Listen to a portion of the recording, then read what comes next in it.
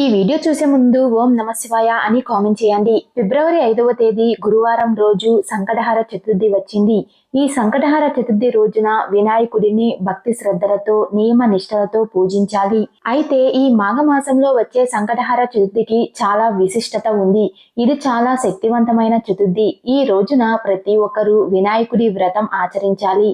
మీ ఇంట్లో ఉన్న వస్తువులతోనే ఈ వ్రతాన్ని సులభంగా చేసుకోవచ్చు. సంకటహర చతుర్థి రోజున ఎవరైతే గణపతి వ్రతాన్ని ఆచరిస్తారో అలాంటి వారికి కష్టాలన్నీ తొలగిపోయి కోరిన కోరికలు వెంటనే నెరవేరుతాయి. జీవితంలో సుఖ సంతోషాలు కలుగుతాయని సాక్షాత్తు ఆ వినాయకుడే వరమిచ్చాడు. సంకటహర చతుర్థి రోజున ఎవరైతే ఈ వ్రతాన్ని చేస్తారో అలాంటి కుటుంబాలకు అఖండ రాజయోగం కల్పిస్తాడు అని స్వయంగా గణపతి ఆదేశించాడని పురాణాలు చెబుతున్నాయి. కాబట్టి ఇంతటి గొప్ప అవకాశాన్ని ఎవ్వరూ మిస్ చేసుకోవద్దు. ఇలాంటి మంచి రోజు మళ్ళీ రాకపోవచ్చు. ఎందుకంటే ఈ మాఘమాసంలో వచ్చిన చతుర్థి రోజున ఎన్నో కుబేర యోగాలు ఏర్పడుతున్నాయి. మరి ఇంతటి అమృత గడియల్లో గణపతి వ్రతాన్ని ఆచరిస్తే మీ ఇల్లంతా ఐశ్వర్యంతో నిండిపోతుంది. అసలు గణపతి వ్రతాన్ని ఎలా ఆచరించాలి, ఈ వ్రతాన్ని చేయలేని వారు ఎలాంటి పరిహారాలను పాటించాలి అన్న విషయాల గురించి ఈ వీడియోలో తెలుసుకుందాం. వీడియోని స్కిప్ చేయకుండా చూడండి. మా తెలుగు ట్రూ ఫ్యాక్ట్స్ ఛానల్ని ఫస్ట్ టైం చూస్తున్నట్లయితే మా ఛానల్ని సబ్స్క్రైబ్ చేసుకోండి. ఫిబ్రవరి 5 సంకటహర చతుర్థి వచ్చింది. ఈ రోజు చేసే గణపతి పూజలకు కోటి రెట్ల పుణ్య ఫలితాన్ని పొందవచ్చు. ఈ వ్రతాన్ని ఆచరించే స్త్రీలు ఉదయాన్నే నిద్ర లేచి తలస్నానం చేసి ఇల్లంతా శుభ్రం చేసుకొని ఇంట్లో పసుపు నీళ్లు చల్లుకోవాలి. ఇంటి గుమ్మం ముందు ముగ్గు వేసి ఇంటి గడపలకు పసుపు రాసి కుంకుమ బొట్లు పెట్టుకొని గణపతి పూజను ప్రారంభించాలి. మీ పూజ గదిలో ఉన్న గణపతి చిత్రపటాన్ని శుభ్రంగా తుడిచి గంధం బొట్లు పెట్టుకొని ఎరుపు రంగు పూలతో గణపతిని అలంకరించుకోండి. ముఖ్యంగా మందార పూలతో గణపతిని పూజిస్తే అఖండ రాజయోగం సిద్ధిస్తుంది. ఈ విధంగా గణపతిని అలంకరించి ఒక దీపాన్ని వెలిగించండి. తర్వాత ఒక ఎర్రటి వస్త్రం తీసుకొని దానికి కుంకుమ బొట్లు పెట్టి ఆ వస్త్రాన్ని గణపతి పటం ముందు పరిచి దాని మీద 3 గుప్పిళ్ళ బియ్యం, 2 ఎండు ఖర్జూరాలు, 2 వక్కలు అలాగే దక్షిణ వేసి మీ కోరికలను కష్టాలను గణపతికి చెప్పుకుంటూ ముడుపు కట్టుకోండి. ఈ ముడుపును గణపతి ముందు ఉంచి టెంకాయను పగలగొట్టి ముడుపుకు హారతి ఇవ్వండి. చివరిగా స్వామివారికి నమస్కారం చేసుకొని 3 ప్రదక్షిణలు చేసి పూజను ముగించాలి. ఈ విధంగా ఉదయం పూజ చేసి సాయంత్రం 6 దాటిన తరువాత మళ్ళీ తలస్నానం చేసి పూజ గదిలో దీపం వెలిగించి గణపతి ముందు ఉన్న ముడుపును విప్పి అందులో ఉన్న బియ్యాన్ని తీసి వాటితో పొంగల్ని తయారు చేసి స్వామివారికి నివేదించాలి. ఈ నైవేద్యాన్ని ఇంట్లో ఉన్న ప్రతి ఒక్కరూ స్వీకరించాలి. ఈ విధంగా గణపతి వ్రతాన్ని ఆచరించడం వల్ల కోరిన కోరికలన్నీ ఖచ్చితంగా నెరవేరుతాయి. అలాగే మీ జీవితంలో ఉన్న కష్టాలన్నీ తొలగిపోయి మీ కుటుంబానికి మంచి రోజులు ప్రారంభమవుతాయి. ఈ రోజున గణపతి వ్రతాన్ని ఆచరించే వారు ఓం గం గణపతే నమః అనే మంత్రాన్ని 108 సార్లు జపించండి.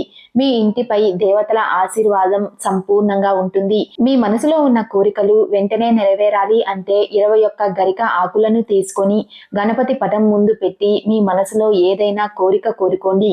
ఎటువంటి కోరికైనా సరే అది ఖచ్చితంగా నెరవేరుతుంది.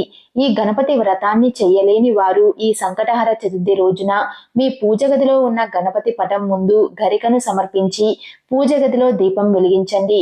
మీ ఇంటికి చాలా మంచి జరుగుతుంది. అలాగే మీ భర్త సంపద బాగా పెరగాలంటే ఈ సంకటహర చతుర్థి రోజున వినాయకుడి పటం ముందు 5 తమలపాకులను పెట్టి మీ భర్త బాగా సంపాదించాలి అని గణపతికి నమస్కారం చేసుకొని ఈ తమలపాకులను తీసి మీ బీరువాలో పెట్టుకోండి. మీ భర్త ఆదాయం ఖచ్చితంగా పెరుగుతుంది. మీ ఇంటికి డబ్బు రావడం ప్రారంభమవుతుంది. ముఖ్యంగా ఈ చతుర్థి రోజున జమ్మి చెట్టును ముట్టుకుంటే విపరీతమైన అదృష్టం కలిసొస్తుంది. జమ్మి చెట్టు నీడలో నిలబడినా సరే మీ జాతకంలో అదృష్టం తాండవిస్తుంది. ఇక మీకు మంచి రోజులు ప్రారంభమవుతాయి. అలాగే జిల్లేడు మొక్కని వినాయకుని మొక్కగా భావిస్తారు. కాబట్టి ఈ సంకటహర చతుర్థి రోజున జిల్లేడు చెట్టుకు పసుపు నీళ్లు పోస్తే పెళ్లి కాని వారికి త్వరగా పెళ్లి అవుతుంది. చాలా మందికి సొంత ఇంటి కల ఉంటుంది. అలాంటి వారు ఈ సంకటహర చతుర్థి రోజున గోమాతకు పచ్చి గడ్డిని తినిపించండి. స్వయంగా మీ చేతుల మీదుగా ఆవుకు ఆహారాన్ని తినిపించి గోమాతకు నమస్కారం చేసుకుంటే మీ సొంతింటి కల ఖచ్చితంగా నెరవేరుతుంది. అలాగే 21 యాలకులను తీసుకొని ఒక యాలకుల మాలగా తయారు చేసి గణపతి పటానికి వేసి నమస్కారం చేసుకోండి. జీవితాంతం డబ్బు కష్టాలు లేకుండా రాజయోగాన్ని అనుభవిస్తారు. అన్నిటికన్నా ముఖ్యంగా చతుర్థి రోజున స్నానం చేసేటప్పుడు నీటిలో కొంచెం పసుపు వేసుకొని స్నానం చేస్తే మీ జాతకంలో విపరీతమైన అదృష్టం కలిసి వస్తుంది. అలాగే అప్పుల సమస్యలతో బాధపడేవారు ఈ సంకటహర చతుర్థి రోజున ఉదయం తలస్నానం చేసి రుణగ్రహీత గణేశ స్తోత్రాన్ని చదవండి. ఈ స్తోత్రం చాలా శక్తివంతమైనది. ఈ శక్తివంతమైన స్తోత్రాన్ని చదివితే నెల రోజుల్లోనే మీకు మంచి మార్పు కనిపిస్తుంది. మనలో చాలా మంది ధనం సంపాదించాలని ఎన్నో కష్టాలు పడుతూ ఉంటారు. లక్ష్మీదేవి అనుగ్రహంతో ధనవంతులు కావాలనుకుంటే ఒక శక్తివంతమైన లక్ష్మీ మంత్రాన్ని జపించండి. ఆ మంత్రం ఏమిటంటే ఓం హ్రీ శ్రీ లక్ష్మీ వాసుదేవాయ నమః అనే మంత్రాన్ని 21 సార్లు జపించండి. ఈ మంత్రానికి ఉన్న శక్తి అంతులేనిది.